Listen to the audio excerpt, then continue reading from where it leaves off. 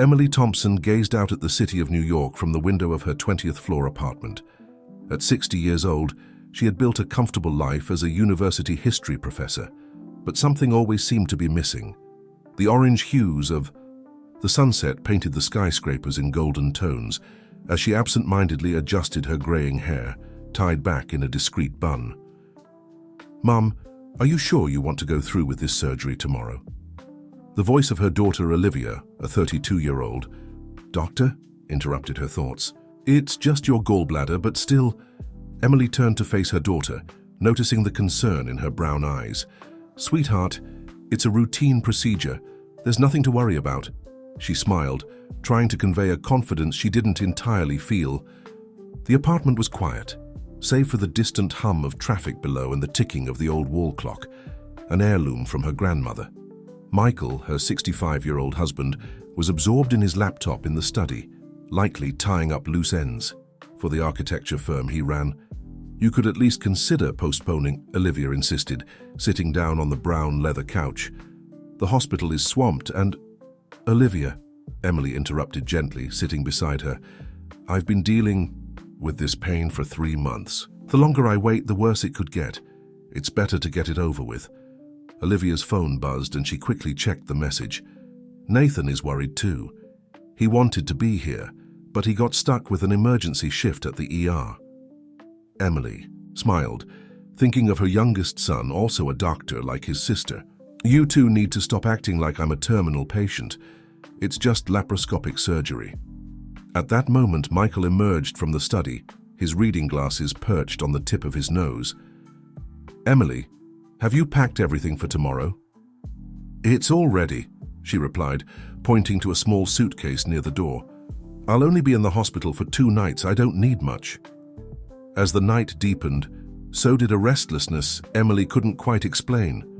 After Olivia left, she spent some time tidying up the bedroom, more to distract herself than out of necessity. On the bookshelf, a dusty Bible caught her eye. It had been years since she'd opened it, not since her mother had passed away. "You're very quiet," Michael commented as they got ready for bed. "Are you nervous?" "It's not nervousness," Emily replied, sitting on the edge of the bed. "It's more like a strange feeling, as if something important is about to happen." Michael hugged her from behind, gently kissing her neck.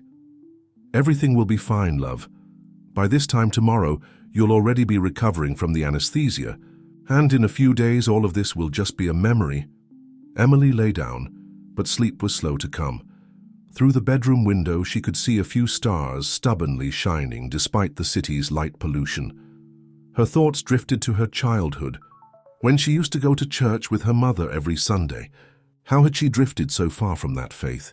Work, responsibilities, daily challenges, it all seemed to have conspired to gradually pull her away from the spiritual world. A shiver ran down her spine as she remembered the dream she had the night before. She was in a vast white place. An inexplicable peace surrounded her and a soft voice called her name. At the time, she had dismissed it as just another random dream, but now, on the eve of the surgery, that memory seemed laden with meaning. The day dawned with a typical New York drizzle. Emily woke up before the alarm, feeling strangely serene. She took a long shower, watching the water droplets slide down the glass shower stall, each tracing its own path to the drain. Somehow that mundane moment felt special, as if every detail deserved to be stored in memory. At breakfast, Michael tried to keep the conversation casual, but Emily could sense his tension in the small gestures, the cup that trembled slightly in his hands, the newspaper he pretended to read but didn't turn the pages. "I've already spoken to Nathan," he commented, checking his phone for the 10th time. "He'll stop by the hospital as soon as his shift ends. Olivia also confirmed she'll be there before the surgery." Emily nodded, absent-mindedly stirring her cup of tea. She couldn't eat anything because of the pre-surgery fasting. The sound of the city waking up came muffled through the windows, distant honks, the gradually increasing rumble of traffic, the occasional sound of an ambulance. When they finally arrived at the hospital, a light rain was still falling, forming small circles in the puddles in the parking lot. The modern building stood imposingly against the grey sky, its windows reflecting the little light that managed to break through the clouds. At the reception, while Michael handled the paperwork, Emily watched the activity. Hurried doctors in their white coats, nurses pushing gurneys, families waiting for news with worried expressions. It was a microcosm of stories, each person carrying their own fears and hopes. "Mom!" Olivia's voice echoed through the lobby. She was in a hurry, still wearing the hospital coat from where she worked. "Sorry I'm late, I got stuck in terrible traffic on the highway." Emily hugged her daughter, catching the soft scent of her hair. "It's okay, sweetheart. There's still some time before the surgery." As they were led to the room where Emily would prepare, she couldn't help but notice how everything seemed more intense. The colors, the sounds, the smells. It was as if her senses were heightened, picking up details that would normally go unnoticed.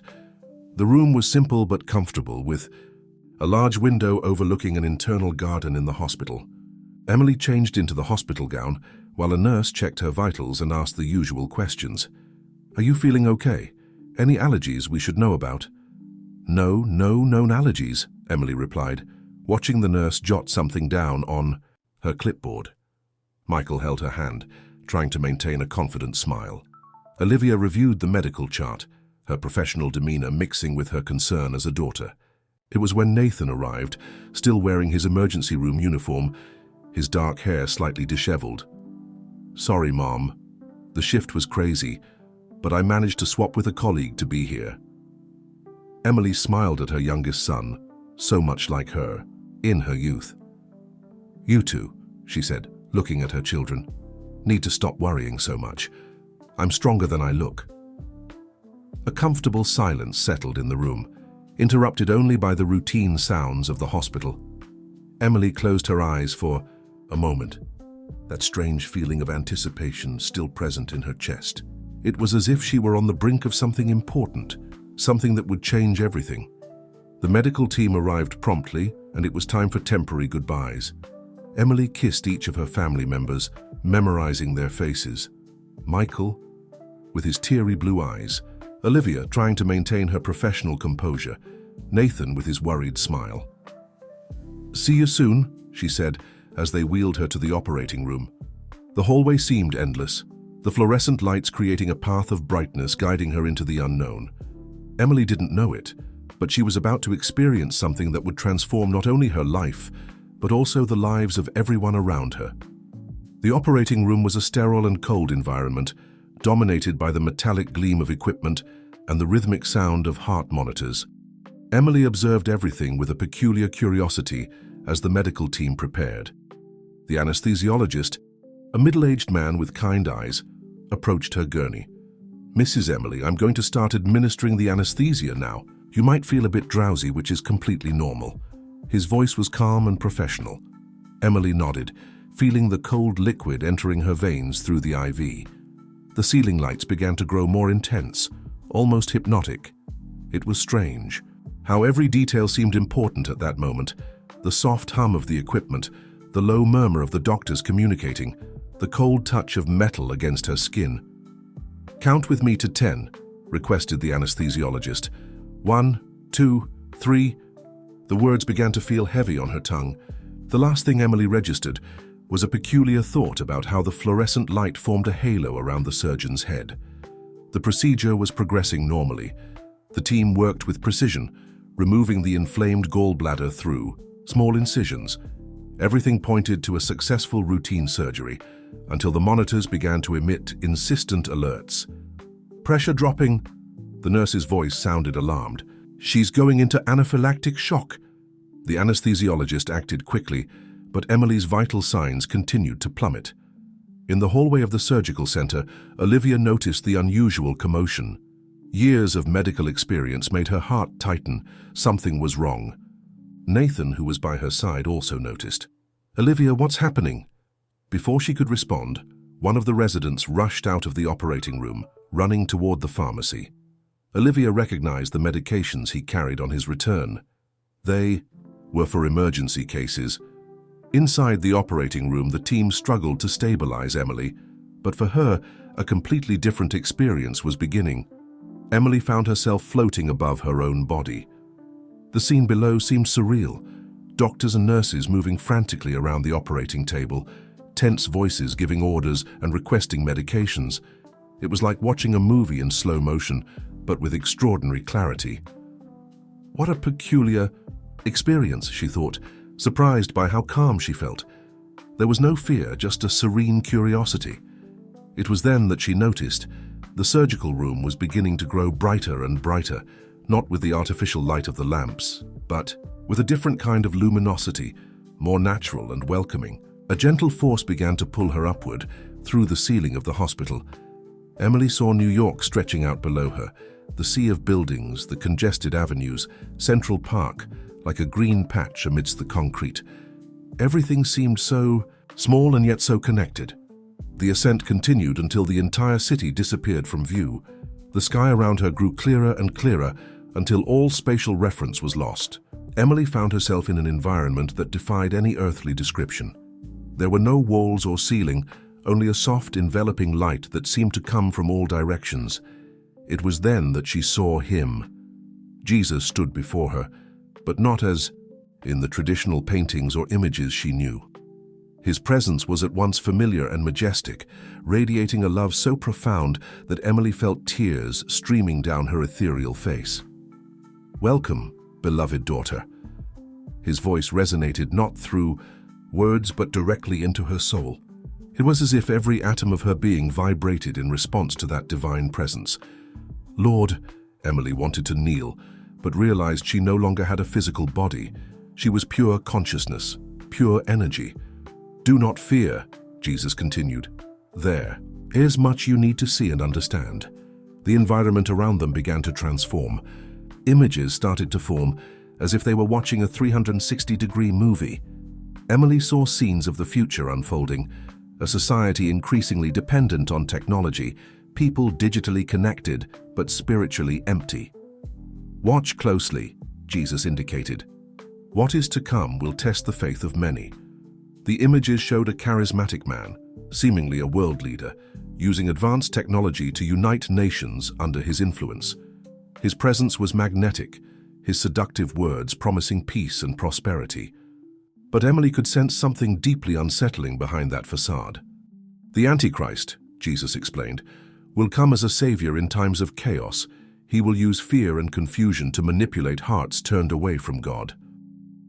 Emily watched in horror as the scenes showed this leader rebuilding the temple in Jerusalem, using holograms and augmented reality to create miracles that would deceive multitudes.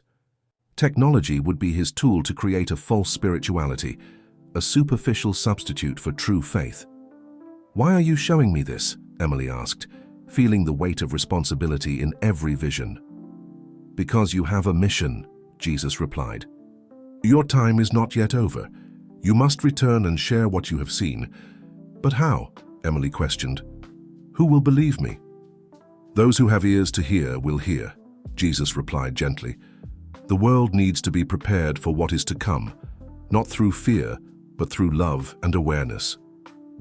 The light around them grew even more intense, and Emily felt herself being led into another realm. It was as if she were passing through layers of reality, each one more radiant than the last. It was then that she realized she was in the presence of God the Father himself. The experience was indescribable in human terms. It was like standing before all the love in the universe concentrated into a single point, a presence so powerful that it should have been overwhelming. But instead, it filled her with an inexplicable peace. "My daughter," the Father's voice resonated through her entire being. "You have been chosen to be a messenger. Time is short and many are lost in spiritual slumber." Images began to flow into her consciousness. People all over the world trapped in empty routines, seeking fulfillment. In the wrong places, disconnected from their true spiritual essence. "You will experience an awakening," the Father continued, "and through your experience others will also awaken. Remember, love is the key. It is not through fear that hearts will open, but through love." Emily felt a wave of deep understanding. Her life up to that point had been a preparation. Every experience, every challenge, every moment of questioning had a greater purpose. "It is time to return," the divine voice announced. "Remember all that you have seen and felt. You will not be alone in this mission." In the operating room, the doctors continued their frantic efforts to stabilize Emily. The monitors still emitted concerning alerts, but something was beginning to change. "Pressure is rising," a nurse announced. "Heart rate normalizing." The anesthesiologist confirmed, barely able to hide his relief. In the hallway, Olivia and Nathan embraced as they saw signs that the emergency was passing. Michael, who had been urgently called, joined them, his face pale with worry. "What happened?" he asked, his voice trembling. "She had an anaphylactic reaction," Olivia explained, her medical knowledge battling her emotions as a daughter, but they managed to reverse it in time. Emily began to wake up slowly in the recovery room. Her eyes opened to a world that seemed both familiar and entirely new. The colors appeared different, more vivid, the sounds sharper. But the greatest change was within her. Silent tears streamed down her face as the memories of her experience began to crystallize in her consciousness. She knew her life would never be the same. A nurse approached, noticing her awakening. "Are you okay, Mrs. Emily? Are you feeling any pain?" Emily smiled serenely. "No, dear, everything is perfectly fine." The hospital room was quiet except for the rhythmic beep of the heart monitor and the soft sound of rain against the window.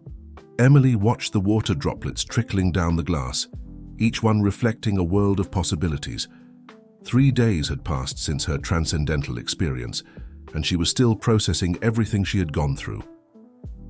Michael slept uncomfortably, in the chair beside the bed, refusing to leave her alone since the scare during the surgery. She observed her husband's face with a new gaze. Every wrinkle told a story of love and dedication. Every grey hair was a testament to a life shared. A movement at the door caught her attention. It was Olivia, arriving for her shift at the hospital but pausing to check on her mother before starting her day. "Good morning, Mum," she whispered, approaching carefully so as not to wake her father. "How are you feeling?" Emily smiled, a smile different from what her daughter was used to seeing. There was something new in her eyes, a depth that Olivia couldn't quite explain. "I'm fine, dear, better than ever, actually." Olivia checked her mother's vitals, more out of professional habit than necessity. "Your tests are all normal now. It's amazing how quickly you recovered after that scare." Emily held her daughter's hand, feeling the vital energy pulsing through her. "Olivia, I need to tell you something. Something happened during the surgery." Before she could continue, Nathan entered the room, carrying a cup of coffee for his father and a tired smile on his face. "Early risers. I managed to swap my shift again to stop by here before heading home." Michael woke up at the movement, adjusting himself in the armchair with a groan. "What time is it?" 6:30 in the morning, Nathan replied, handing the coffee to his father. "How was your night, Mom?" Emily looked at her gathered family and felt a wave of love so intense that her eyes filled with tears. How could she explain to them what she had experienced? How could she translate into earthly words something so transcendental? "Kids," she began, her voice soft but firm, "do you remember when you were little and I used to tell you bedtime stories?" Olivia and Nathan exchanged intrigued glances, but nodded. "Today I have a different story to tell, a true story, one that happened to me during the surgery." Emily began to narrate her experience, choosing her words carefully. She spoke about how she found herself floating above her body, about the indescribable light, about the encounter with Jesus and God the Father. She described the visions of the future and the mission she had received. As she spoke, she observed her family's reactions. Michael looked at her with a mix of concern and fascination. Olivia, always rational, furrowed her brow, likely searching for medical explanations for the experience. Nathan, on the other hand, listened with an increasingly thoughtful expression. "I know it might sound crazy," Emily continued, "but it was more real than anything I've ever lived through. And now I understand why I went through it. I have a purpose to fulfill." "Mom," Olivia interjected, her professional tone overriding her voice as a daughter, "experiences during cardiac arrest are relatively common. The brain under stress—" "No, Olivia," Emily gently interrupted. "This was different. It wasn't a hallucination or a dream. It was an awakening. Michael held her hand, his blue eyes studying her face. Emily, you've been through significant trauma. It's normal to be emotional. Michael, she squeezed his hand affectionately, I'm not confused or traumatized. I'm more lucid than ever. What happened to me has a greater purpose, and I need you all to listen with an open heart. Nathan, who had remained silent, finally spoke. There's something different about you, Mom, your gaze and your energy. I can't explain it, but I can feel that something has changed. Emily smiled at her youngest son, grateful for his sensitivity. Yes, dear, everything has changed, and this change isn't just for me. I have a mission to fulfill, a message to share with the world. What message? Olivia asked, still skeptical but visibly intrigued by her mother's conviction. A message of love and spiritual awakening, Emily replied, her gaze sweeping over each beloved face. The world is about to face challenging times, and people need to be prepared, not with fear, but with faith and love. A reflective silence fell over the room. Outside, the rain had lessened, and the first rays of sunlight began to break through the clouds, creating a rainbow that could be seen through the hospital window. And what do you plan to do? Michael finally asked, his voice a mix of concern and curiosity. First, I need to fully recover, Emily answered serenely. Then, I'll start sharing my experience. I don't know exactly how yet, but I know I'll be guided. The important thing is that people realize there's more to life than just our material reality. But Mum, Olivia protested gently, people might not believe you. They might think that I'm crazy, Emily completed with an understanding smile. Yes, some will think that, but others will listen. Those who are ready to awaken will listen. The return home happened on a sunny Sunday morning. The apartment, which Emily had left just 5 days ago, felt different now. Every object, every familiar corner carried a new meaning. The plants on the balcony shone with a vitality she had never noticed before, and even the sound of the traffic down below seemed like a symphony of urban life. Are you sure you don't want me to stay today? Olivia asked, helping her mother settle on the couch. I can work remotely tomorrow. No need, sweetheart, Emily replied, watching how the sunlight created interesting patterns on the wooden floor. Your father is here, and honestly, I need some time to process everything. Michael was in the kitchen preparing chamomile tea, still concerned about his wife, but trying to respect her space. Over the past few days, he had noticed subtle changes in Emily. The way she spoke, more deliberate and reflective, her gaze, which seemed to see beyond appearances, her calmness in situations that would have once made her anxious. The tea is ready, he announced, bringing over a steaming cup. Liv, do you want a cup too before you go? No, Dad, I really need to go. I have a surgery scheduled in 2 hours. She leaned in to kiss her mother. Call me if anything comes up, okay? After Olivia left, a comfortable silence settled in the apartment. Emily held the teacup with both hands, feeling the warmth spread through her fingers. Michael sat down beside her, clearly wanting to talk, but unsure where to start. You think I'm different, don't you? Emily asked softly, breaking the silence. Michael adjusted his glasses, a gesture she knew well. He did it whenever he was organizing his thoughts. Yes, you are, but not in a bad way. It's like you've found something you've been searching for a long time. Emily smiled, placing the cup on the coffee table. That's exactly it, my love. Do you remember all those moments when I felt like something was missing? That restlessness I couldn't explain. Now I understand. You've always been a rational person, Emily.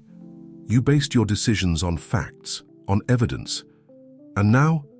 He paused, choosing his words carefully. Now you're talking about spiritual experiences, divine missions. Reason and faith aren't opposites, Michael. They're two sides of the same coin. What I experienced didn't deny my rationality. It expanded my awareness beyond it. At that moment, Emily's phone rang. It was Nathan. Mom, I was thinking, could I come over later? There are some things I want to talk to you about. Of course, son, are you coming for dinner? After hanging up, Emily noticed Michael watching her curiously. What is it? It's amazing how calm you are. A week ago, you'd be worried about what to prepare for dinner if the house was tidy. Now it seems like none of that affects you. Emily stood up slowly, walking to the balcony. The city stretched out before her, millions of interconnected lives unaware of each other. It's not that those things don't matter anymore, it's that now I see everything from a different perspective. Every moment is precious, every encounter is an opportunity. That evening, Nathan arrived with Italian food. He knew his mom needed a break. As they set the table for dinner, Emily noticed her son seemed different, more thoughtful than usual. "And what's on your mind, son?" Nathan stopped arranging the silverware, staring at his mother. "How do you know something's bothering me?" "Mom always knows," she smiled. "But this time it's different. I can feel your restless energy." Michael, who was opening a bottle of wine, paused to observe the conversation. "Mom," Nathan began, sitting down at the table, "yesterday during my shift, I treated a patient, an elderly lady who had just had a stroke. Before we stabilized her, she went into cardiac arrest. We managed to revive her, and when she woke up, she described an experience very similar to yours." Emily nodded, unsurprised. "And that made you question some things?" "Yes. As a doctor, I've always been taught to seek scientific explanations for everything. But there's something more going on, isn't there? Something that science still can't fully explain." "Science is a wonderful tool, son. It helps us understand the how of things, but there are questions that go beyond the how. They seek the why, the purpose, the meaning." Michael poured the wine, joining the conversation. "And do you believe you found those answers?" "Not all of them," Emily replied with a serene smile. "In fact, the more I understand, the more questions arise. But now I know we're not alone in this search. There's an infinite love guiding us, protecting us."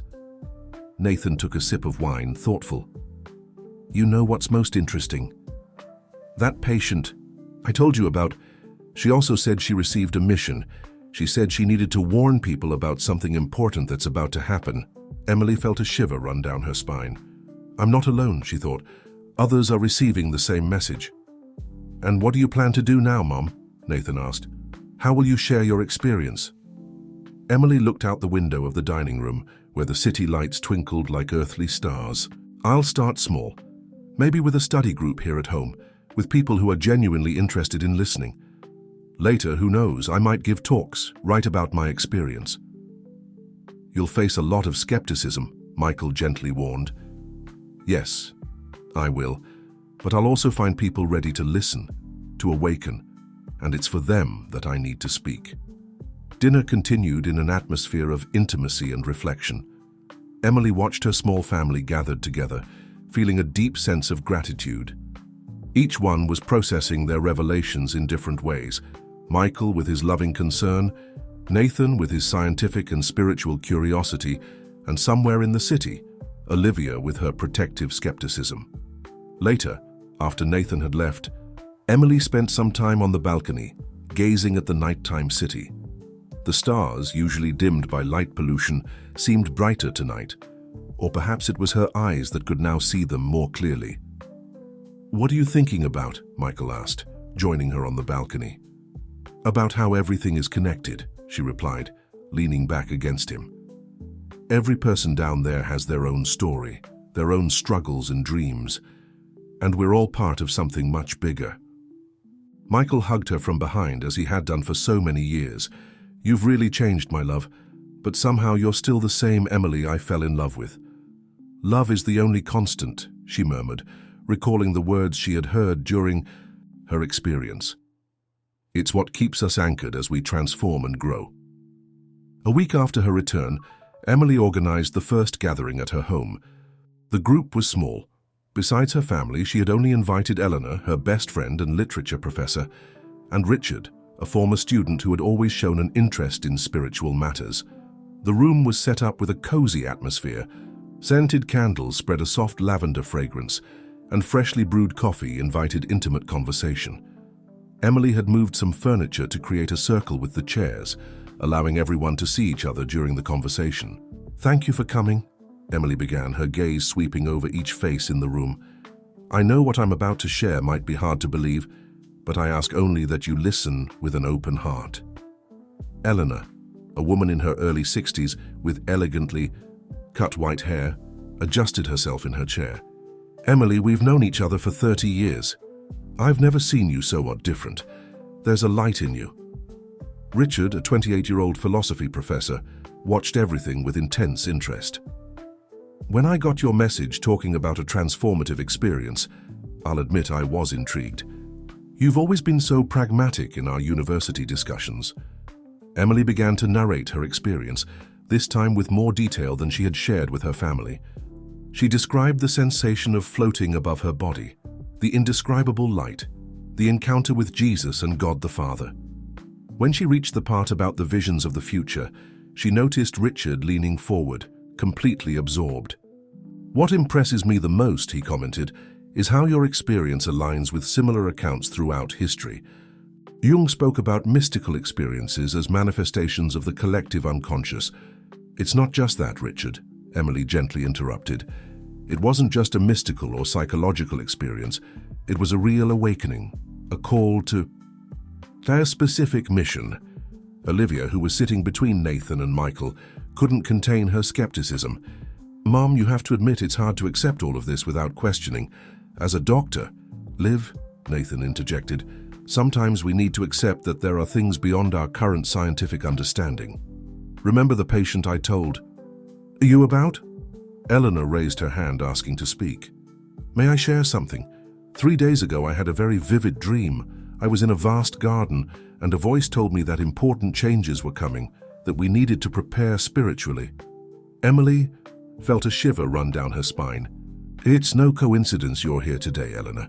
Others are receiving similar signs." "But how can we be sure?" Michael asked, his voice a mix of concern and curiosity. "How can we distinguish between true spiritual messages and, well, other things?" "For the love of God," Emily replied without hesitation. "True spiritual awakening always comes with love, not fear, not impositions, but a deep and transformative love." Richard stood up and began pacing the room, thoughtful. "You know what's fascinating? In my research on near-death experiences, a common pattern is precisely this mention of unconditional love. It's as if..." A sudden clap of thunder interrupted him, startling everyone. A summer storm was approaching, and through the windows they could see lightning illuminating the darkened sky. "The weather changed so quickly," Eleanor commented, watching the first raindrops hit the glass. Emily smiled, remembering how her own life had changed so suddenly. "Sometimes the greatest transformations happen like this, without warning. The important thing is to be internally prepared." "And how can we prepare?" Richard asked, returning to his seat in the circle. "By starting to recognize that we are more than our social roles, more than our fears and limitations," Emily replied. "During my experience, I could see how we are all connected, how every choice we make affects the whole." The rain now fell heavily, creating a curtain of water that isolated the small group from the outside world. The sound of the storm provided an even more intimate atmosphere to the gathering. "Mom," Olivia spoke, her voice softer now, "I still have many doubts, but there's something different happening. I can feel it." "Doubts are natural, my dear," Emily replied with a warm smile. "I'm not asking anyone to believe blindly. I'm just sharing my experience and inviting each of you to reflect on your own spiritual journey." Eleanor discreetly wiped away a tear. "You know, Emily, for years I've been feeling an inner calling, something I couldn't explain. Listening to you today, so much has started to make sense. And that's how it begins," Emily said, looking affectionately at each person present. "An awakened person shares their light. That light touches others, who in turn awaken to their own truth." Richard checked his watch and seemed surprised. 2 hours have already passed. Time flies." "Can we do this regularly?" Eleanor asked. "These gatherings, I feel they are important." Emily nodded. "Yes, we can meet weekly, and you can bring others who feel the call. The important thing is that they come with an open heart." When the gathering ended, the rain had softened to a gentle drizzle. A rainbow formed on the horizon, its colors shining against the still dark sky. Emily watched her guests leave, each one clearly impacted by what had been shared. Michael began helping her rearrange the room. "You're happy," he commented, "not a question." "I am at peace," she replied. Everyone here today had a reason to be present. Even Olivia's doubts are important. They help us grow to seek deeper answers. What about the visions you had? About the future, about the, what did you call it, Antichrist? Emily stopped what she was doing and looked deeply into her husband's eyes. Everything in its time, love. First, people need to awaken to their own spiritual essence. The rest will come naturally. That night, lying in bed, Emily reflected on the gathering. Each person present represented a different facet of humanity. Olivia's skepticism, Richard's intellectual curiosity, Eleanor's spiritual intuition, Michael's loving pragmatism, Nathan's openness. All of them in some way were ready to take the first steps toward a greater awakening. Outside, the city continued its frenetic pace, millions of souls following their routines, still disconnected from their true essence. But something was changing, subtly. Like ripples in a lake, the awakening of each person created circles of influence that expanded infinitely. Emily's study group grew rapidly in the following weeks. What started with 5 people soon turned into 15, then 30. The meetings had to be moved to the building's party hall, and even then, the waiting list kept growing. It's incredible how people are thirsty for something deeper, Eleanor commented during breakfast with Emily at a bakery near the apartment. Yesterday, 3 students approached me after class, wanting to know more about our gatherings. Emily stirred her cappuccino thoughtfully. It's no coincidence, Eleanor. People are sensing that something important is about to happen. Their souls are awakening. At the next table, a young woman in her early 20s couldn't hide her interest in the conversation. Finally, she mustered the courage to approach.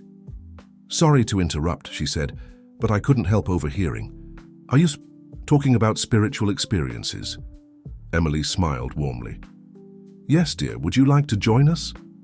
The young woman, who introduced herself as Caroline, was a journalist for an online news portal.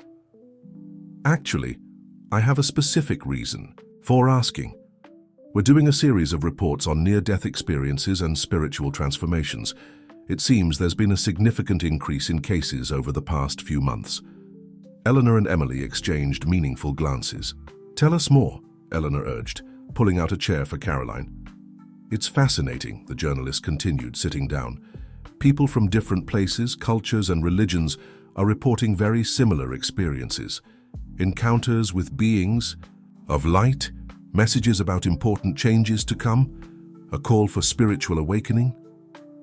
Emily felt a familiar shiver.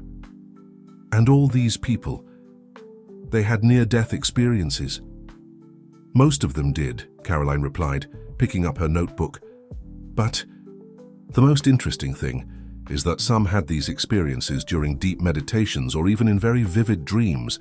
It's as if a veil were being lifted," Emily added softly. Caroline looked at her with sudden interest. "You've had an experience like that too, haven't you?" Before Emily could respond, her phone vibrated. It was a message from Olivia. "Mom, I need to tell you something important. Can you meet me at the hospital after your coffee?" "Caroline," Emily said, putting her phone away, "I'd love to talk more about this.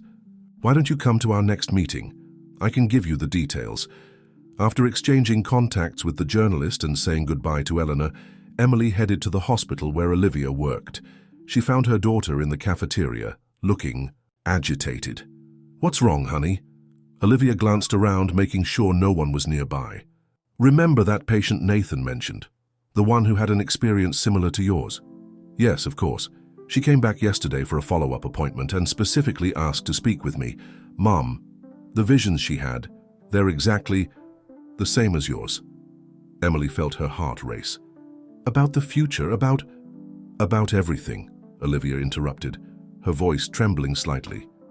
"The Antichrist using technology to deceive people, the rebuilding of the temple in Jerusalem, the need for spiritual awakening. Every detail. And that shook you. How could it not? Mom, I'm a doctor. I was trained to seek scientific explanations, to question, to doubt. But this goes beyond any rational explanation." Emily held her daughter's hands on the table. "Olivia, do you remember what I always told you when you were little and afraid of the dark? That the light is always there, even when we can't see it." "Exactly. What's happening now is an awakening of that inner light in many people at the same time. It's not something to fear, it's something to celebrate. Olivia wiped away a subtle tear. There's one more thing. This patient, she gave me a name. She said I should look for a woman named Sarah Mitchell. Apparently she also had a similar experience and is gathering people in New York. Emily felt a wave of recognition upon hearing the name. Sarah Mitchell. During my experience, that name appeared in one of the visions. She has an important role in what's to come. How so? What role? I'm not entirely sure yet, but I feel we need to find her. At that moment, Emily's phone rang. It was Richard. Emily, sorry to call like this, but something incredible happened. I was giving my philosophy class and started talking about Plato and the cave. Suddenly, a student began to cry. She said she had a mystical experience recently, and that my words touched something deep within her.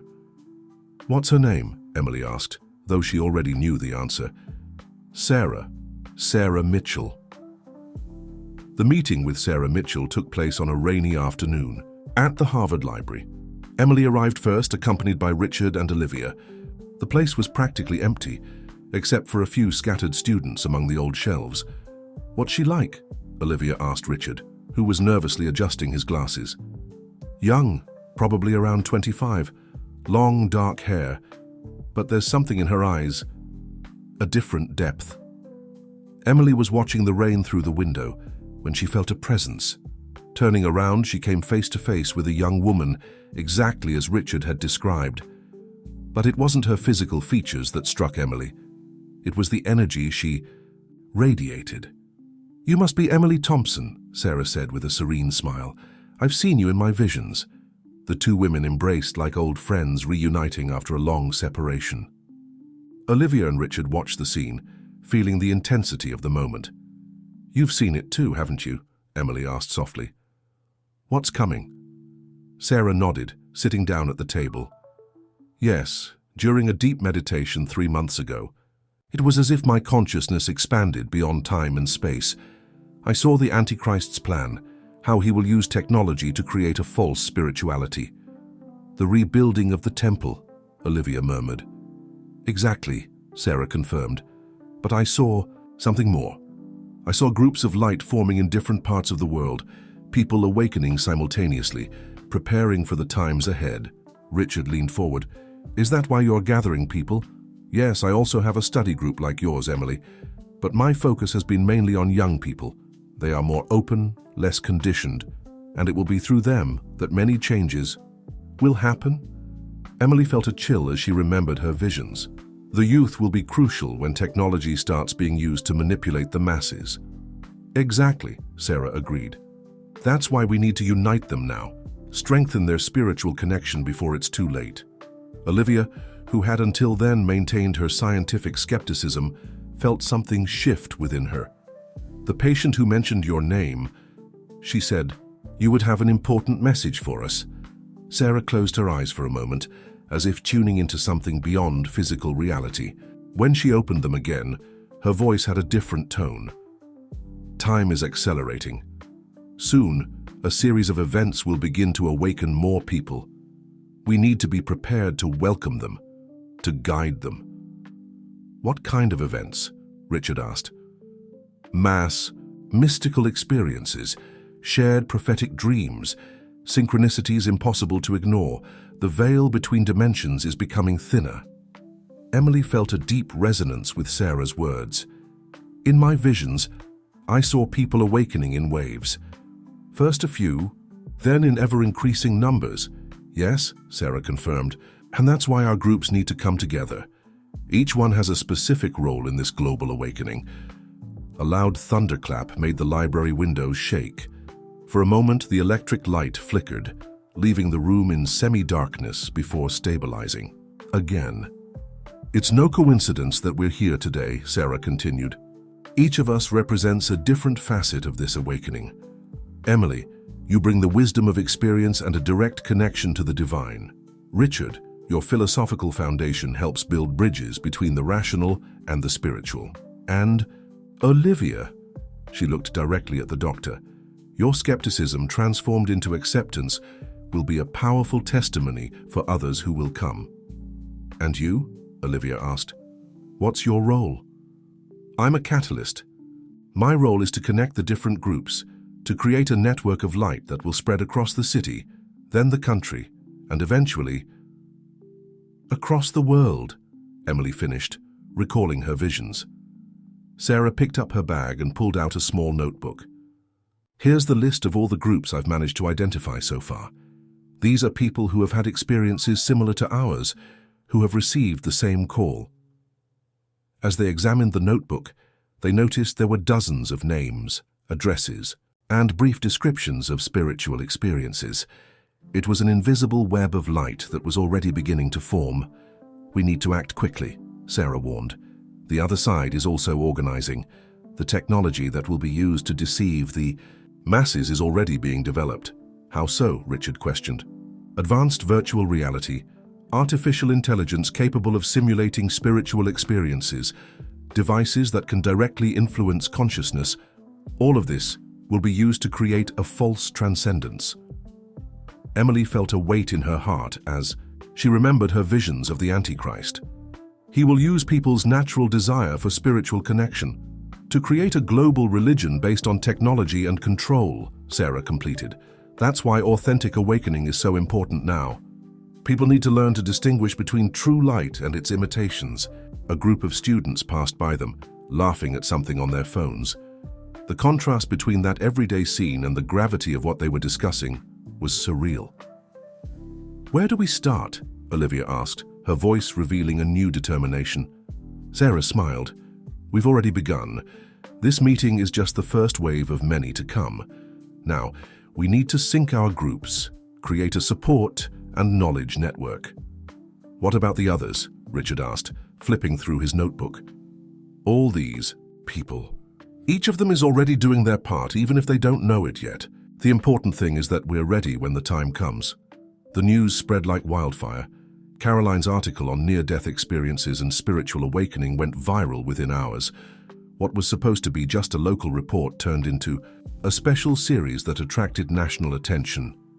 You need to see the comments, Caroline said, showing her tablet to Emily during another meeting at the coffee shop.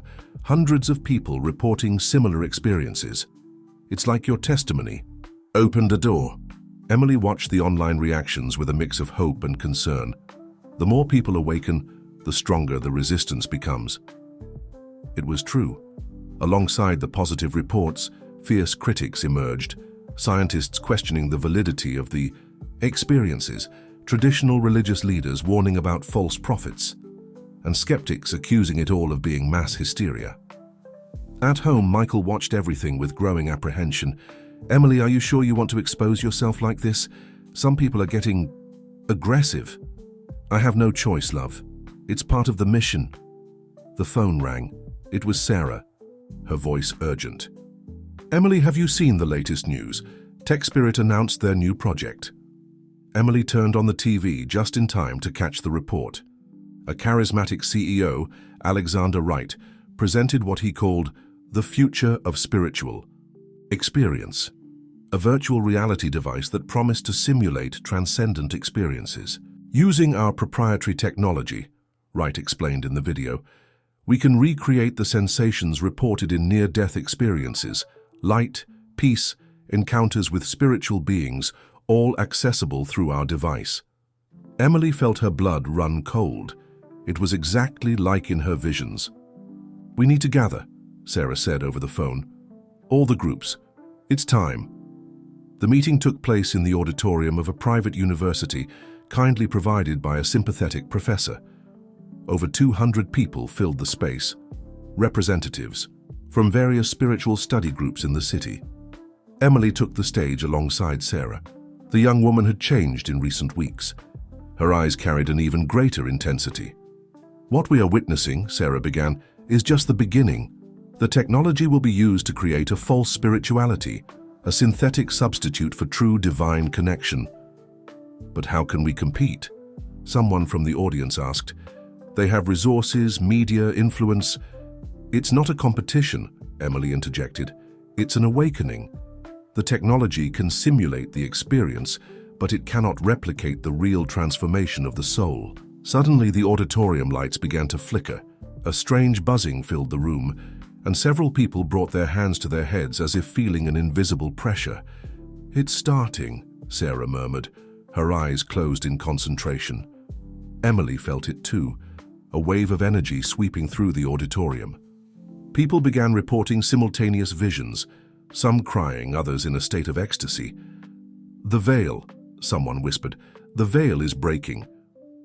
Olivia, who was in the front row, watched everything with wide eyes. As a doctor, she wanted to find a rational explanation. As a daughter, she couldn't deny what she was witnessing. Richard, beside her, quickly took notes. "It's like in the ancient mystical accounts, collective experiences of transcendence." The light stabilized, but something had shifted in the atmosphere. People looked at each other differently, as if they could see beyond physical appearances. "What just happened?" Eleanor asked, her voice trembling. "A glimpse of what's to come," Sarah replied. "The spiritual world is manifesting more strongly, preparing us for the challenges ahead." Emily walked to the center of the stage. "What you experienced is real. It's an awakening that no technology can replicate. It's the true connection to the divine." "But what about tech spirit?" someone questioned. "What if people can't tell the difference between the real and the artificial?" "That's why we're here," Emily answered, "to help people recognize the true light, to show that the authentic spiritual path cannot be bought or programmed." Sarah joined her.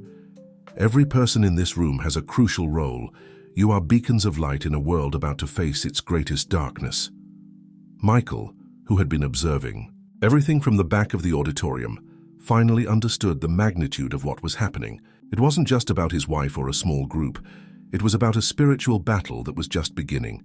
"The Tech Spirit device will be launched in 3 months, Sarah announced. "We have that time to strengthen our network, to prepare people." "How?" several voices asked simultaneously. "Through love," Emily replied simply. "Love is the only force that cannot be faked. It is our greatest protection and our most powerful weapon." The next 3 months passed like a whirlwind. The launch of Tech Spirit's device dominated the headlines, while spiritual awakening groups were quietly growing across the country. Emily was in her apartment, watching the live coverage of the launch event when Nathan arrived in a hurry. "Mum, you need to see this."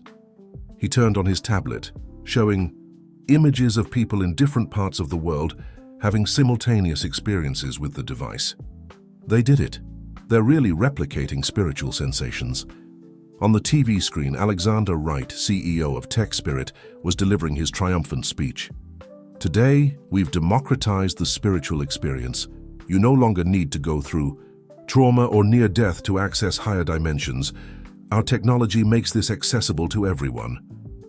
Emily's phone rang. It was Caroline. "Emily, I'm at the event. Something's wrong here. The people, it's like they're hypnotized." Sarah appeared at the apartment minutes later, out of breath. "Do you feel it? The disturbance in the energy field?" Emily nodded. Since early that morning, she had felt a strange pressure in her chest, as if the air itself had grown denser. "The device," Sarah explained, "isn't just simulating spiritual experiences. It's creating interference in the natural energy field. It's like an artificial frequency overlaying the divine frequency." Olivia, who had arrived with Sarah, immediately grabbed her phone. "I'm getting reports from the hospital. People are having strange reactions, not just device users but others too."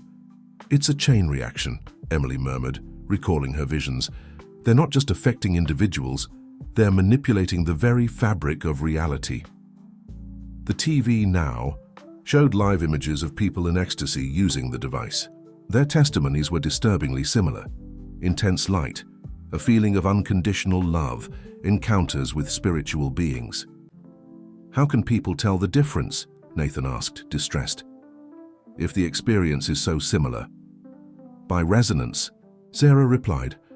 "A true spiritual experience resonates with our divine essence. The artificial, no matter how convincing, creates a subtle dissonance." Emily closed her eyes, sensing the energy of the environment. "It's time. We need to make a counterpoint." Within minutes, the network of spiritual groups was activated. In different parts of the city, people gathered in circles of prayer and meditation. "What's happening?"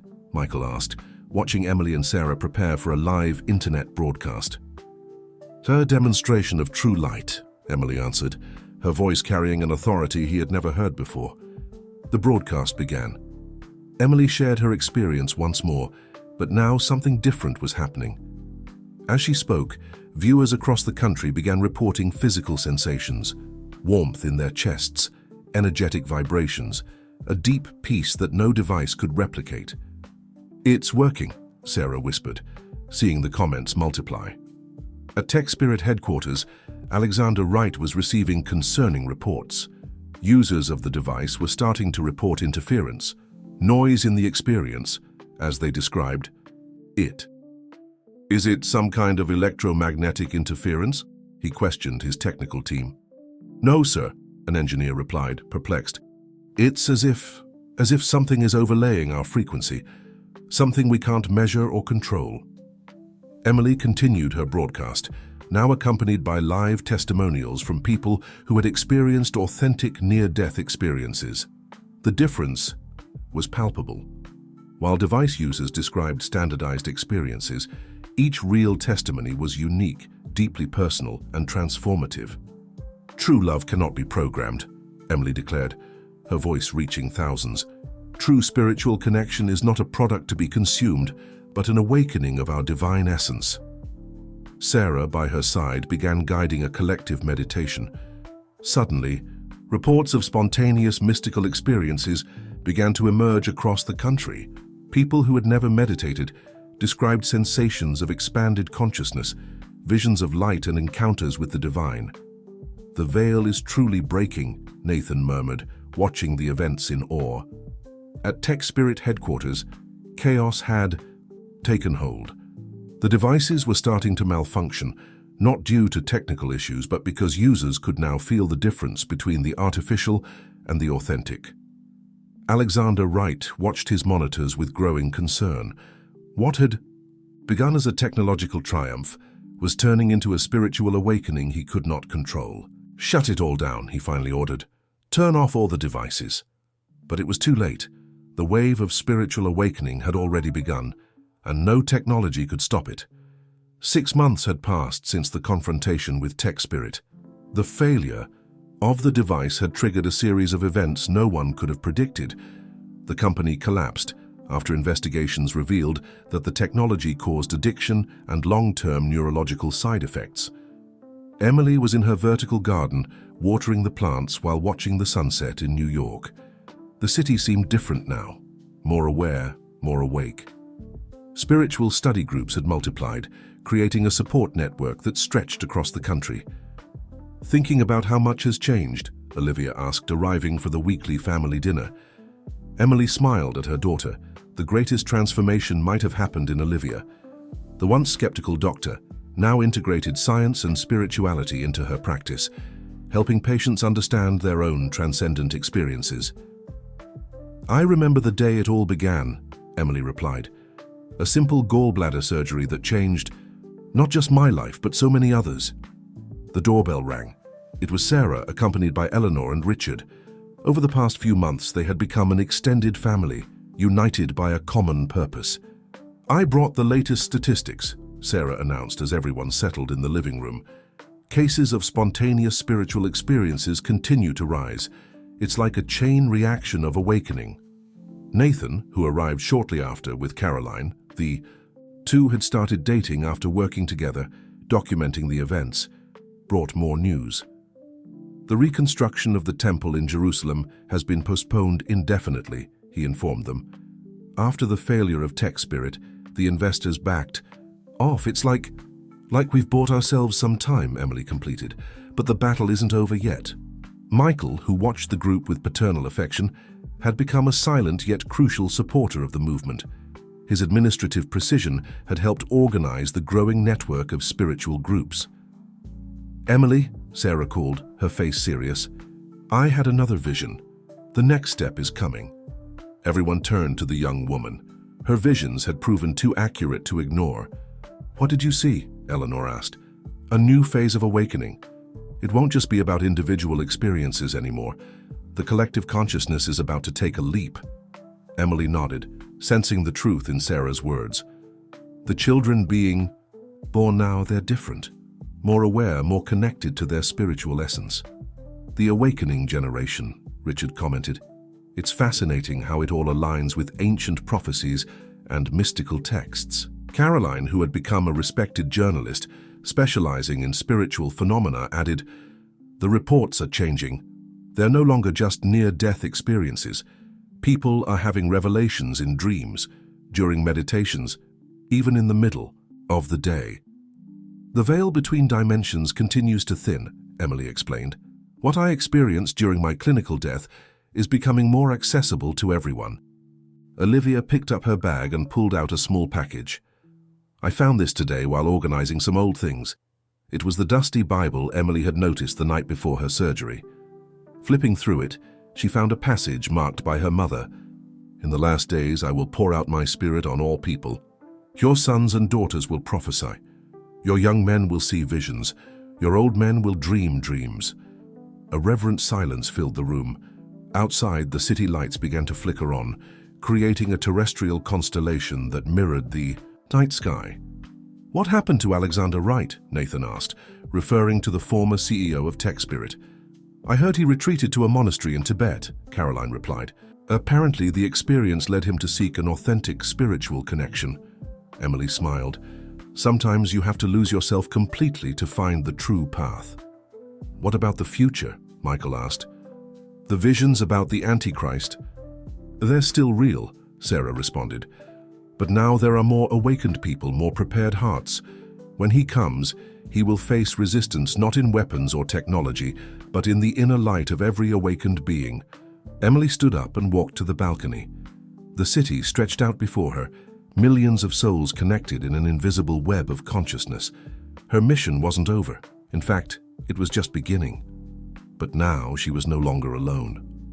"Love is the most powerful force in the universe," she said, turning to her expanded family. "It's what connects us, what awakens us, what protects us. And it's through love that we will continue this journey." One by one, they all joined her on the balcony. The night sky was exceptionally clear by New York standards. A shooting star streaked across the heavens, a reminder that the extraordinary always finds ways to manifest in the ordinary. "We're ready for whatever comes," Sarah declared, her voice carrying the certainty of someone who sees beyond the veil. Emily looked at each beloved face around her, her blood family and her spiritual family united in a greater purpose. The awakening that had begun with her near-death experience had turned into a wave of transformation that would continue to grow. "Yes," she replied, her heart overflowing with gratitude and love. "We're ready."